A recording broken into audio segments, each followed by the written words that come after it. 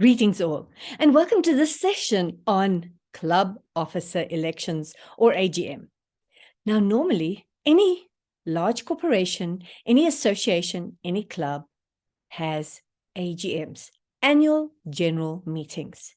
At an annual general meeting, there are a few items on the agenda that would normally be a permanent AGM item. It would be something like a report from the director or the CEO, or in this case, the president of the club, to just give feedback of what the year has been like. The next item will be a reflection on the finances. What monies came in? Where did it go? And then there will be an election.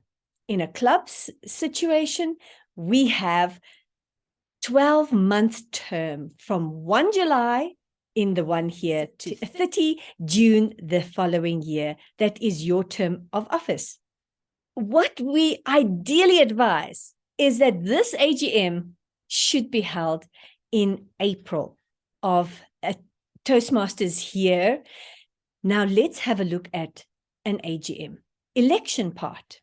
I will add a AGM that you could use for this particular meeting in the description below.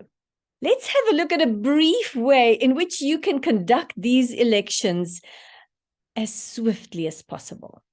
The first thing I do normally is I have a Google form. I'll put a link to a copy of such a form for you. And in that Google form, we ask all the members of the club to complete that form. In that form, we ask things like, what would you like to do? Would you like to assist somebody in a club officer role? Or would you like to be the next club officer, and in what? After receiving the answers from the club members, normally the person that drives these elections by putting a committee together and handling everything according to the Toastmasters guidelines would be the immediate past president. They would then take this information and sift through it to be able to put forward to the club potential nominees of these offices for election. On the day of the AGM and the club meeting, the simplest form of handling this is as follows. Number one, the secretary will establish if there's a quorum by having a list of all the club members as registered per Toastmasters International, and then according to guidelines, where if people are not attending regularly, we take them as inactive members. They are members, but inactive. And then we have a look at how many active members do we have. They attend meetings regularly. They participate. Let's say the club has 20 members registered with Toastmasters International. And of those 27 of them hardly ever pitch up. 13 members are our regular members participating. That means you have 13 active members. A quorum would be half plus one. Don't know how to handle a half a human, but here we go. Half plus one of 13, half of 13 is actually 6.5. Plus one would make it 7.5. You know, that half a human. I don't know how you're going to handle that. But that gives you the guidelines of when you have a quorum. Now, should you not have a quorum, you continue in a way in which you are not, it's not finalizing, but you present to whoever is there, the people that have given themselves forward as nominations, and you find out if there's anybody else, and you present that afterwards to the club members. And as quickly as possible, you find a way in which either all members would jump onto another meeting where election is held, or you agree on how you would all be willing to participate in this election to make sure there's a quorum and it can happen legally. This is an excellent way for you to learn how to handle matters when you are part of larger corporates and companies. Let's pretend we have a quorum. Now we start.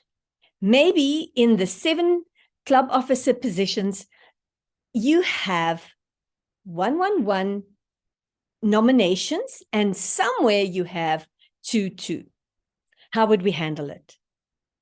We'd start off with election of the Sergeant at Arms. If there's only one nomination, then the immediate past president would make the following statement and say, for the nomination of Sergeant at Arms, we have John. Is there anyone disagreeing to this nomination? And we wait.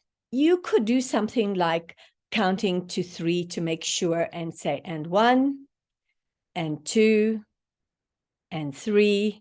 Seeing as we have no one opposing the nomination of John, I now ask the secretary to cast a vote for John as Sergeant at Arms. And the secretary then says, I hereby cast a vote for John to be our Sergeant at Arms. And so you can proceed through it. When you get to a position where there's more than one person, make sure you gain consensus from the members as to how you want to handle the election. Some are quite happy if you just ask in the room, whether it's online and people unmute themselves and you can hear from that by saying A or nay, you can hear. Others would prefer hands raised, or there are various ways of handling it.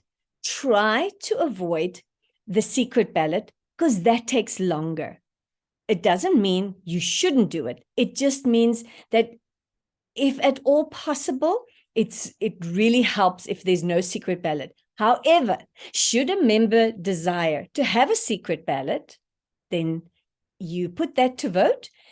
The member says, I would like to have a secret ballot, and you put that to vote, and the majority then rules. Once the election has been done for that position and it has been counted, it is then announced, Susan has 5 votes and Mary has 7 votes. Therefore, Mary has been elected to XYZ position. Always just make sure there's nobody that has anything opposing a person being nominated or elected for a position, and then you turn over to having the elections. I trust that just gives you a very brief and very quick overview on elections.